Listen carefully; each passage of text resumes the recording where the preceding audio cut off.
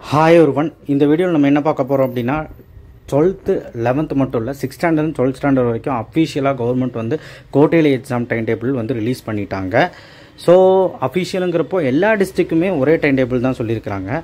ஆனால் இதில் என்ன ஒரு ஆச்சரியம்னா கொஸ்டின் பேப்பர் காமன் குவார்ட்டர்லியா அப்படின்னு கேட்டால் கிடையவே கிடையாது. மாறுறதுக்கு வாய்ப்பு இருக்குது. டிஸ்ட்ரிக் வைஸாக மாறுறதுக்கு நிறைய வாய்ப்புகள் இருக்குது. ஏன்னா டிஸ்ட்ரிக் வைஸாக வந்து போர்ஷன்ஸ் வேரியேஷன் இருக்குது.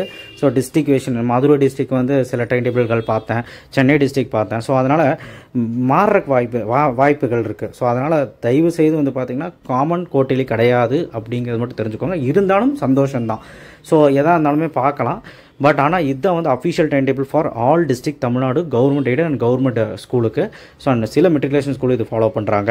ஸோ இப்போது +2க்கு ஃபஸ்ட் சொல்லிடுறேன். 12th ஸ்டாண்டர்டை பொறுத்த வரைக்கும் எக்ஸாமினேஷன் டைமிங் வந்து 9 to 12:45 சரிங்களா. 9 to 12:45 காலையில் செஷன் தான் நமக்கு எக்ஸாமு. ஸோ இங்கே வந்து தமிழ் வந்து 19ஆம் தேதி, 20ஆம் தேதி இங்கிலீஷ், ரெண்டுக்குமே லீவ் இல்லை. 19ஆம் தேதி எக்ஸாமுங்கனால கொஞ்சம் முன்னாடியே படிக்க ஆரம்பிச்சுங்க, 2-3 நாளைக்கு முன்னாடி. 21ஆம் தேதி ஃபிசிக்ஸ்க்கு லீவே இல்லை.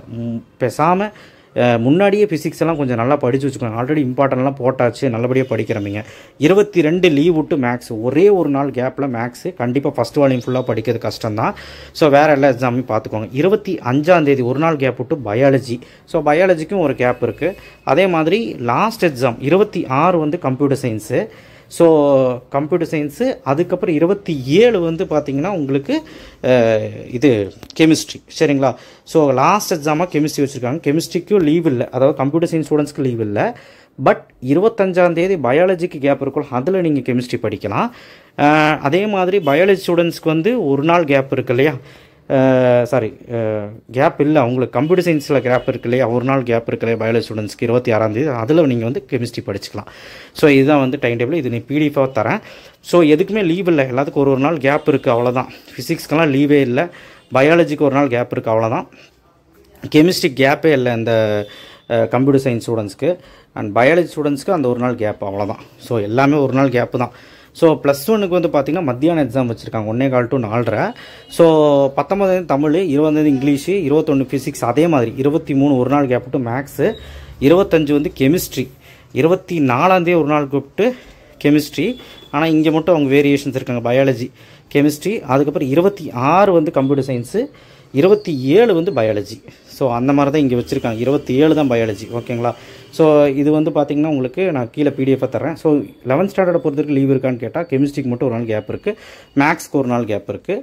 ஸோ அதே மாதிரி கம்ப்யூட்டர் சயின்ஸுக்கு கேப் இல்லை, பயாலஜிக்கு ஒரு நாள் கேப் இருக்குது, அவ்வளோதான். ஸோ டீசெண்டாக முடிச்சிட்டாங்க 11th. 12th வேணால் அப்படி இப்படியும் ஒரு கேப் இருக்குது, பார்க்கலாம்.